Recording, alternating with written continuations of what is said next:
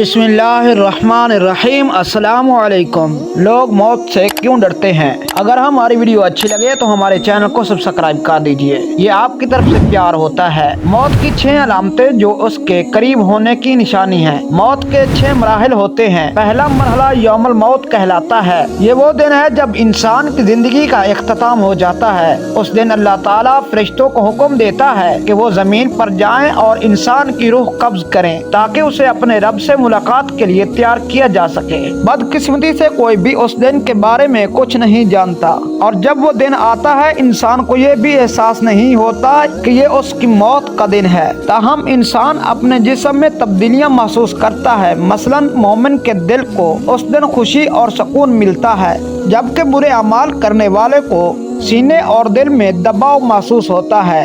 इस मरहले पर शयातीन और जिन्नात फरिश्तों के नज़ूल को देखते हैं, लेकिन इंसान उन्हें नहीं देख सकता। कुरान करीम में इस मरहले का जिक्र यूं किया गया है, और उस दिन से डरो जिस दिन तुम अल्लाह की तरफ लौटाए जाओगे, फिर हर जान को उसके किए का पूरा बदला दिया जाएगा।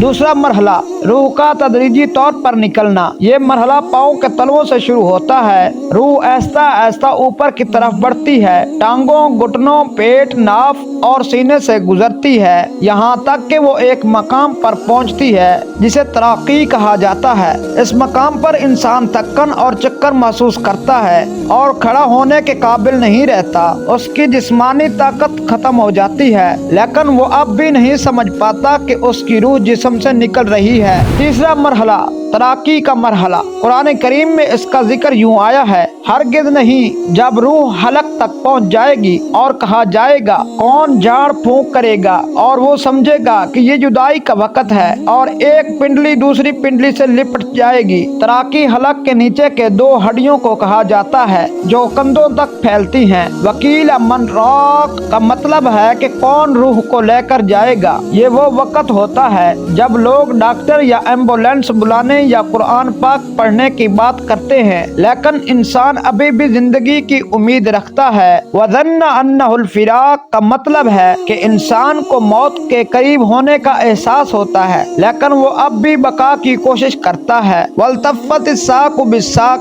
यानी रूह के निकलने का अमल मुकम्मल हो चुका है और जिस्म के निचले हिस्से बेजान हो चुके हैं। चौथा मरहला हल्कूम का मरहला। ये मौत का आखिरी मरहला है जो इंसान के लिए इंतहाई मुश्किल होता है, क्योंकि उसके सामने पर्दे हट जाते हैं और वो अपने इर्द गिर्द मौजूद फरिश्तों को देखता है। यहाँ से इंसान आखिरत को देखना शुरू करता है। हमने तुम्हारी आंखों से पर्दा हटा दिया, आज तुम्हारी नजर तेज है। कुरान करीम में अल्लाह ताला फरमाता है, फिर क्यों नहीं जब रूह हलक तक पहुँच जाए और तुम उस वक़्त को देख रहे हो और हम तुमसे ज्यादा करीब हैं, लेकिन तुम देख नहीं सकते। ये वो वक़्त है जब इंसान अल्लाह की रहमत या गज़ब देखता है। वो अपनी जिंदगी के अमाल को अपनी नजरों के सामने गुजरता हुआ देखता है और शयातीन उसे गुमराह करने की आखिरी कोशिश करता है। कुरान कहता है, और कहो ऐ मेरे रब, मैं शैतान के वसवसों से तेरी पनाह मांगता हूँ और उससे भी कि वो मेरे पास आए। पांचवा मरहला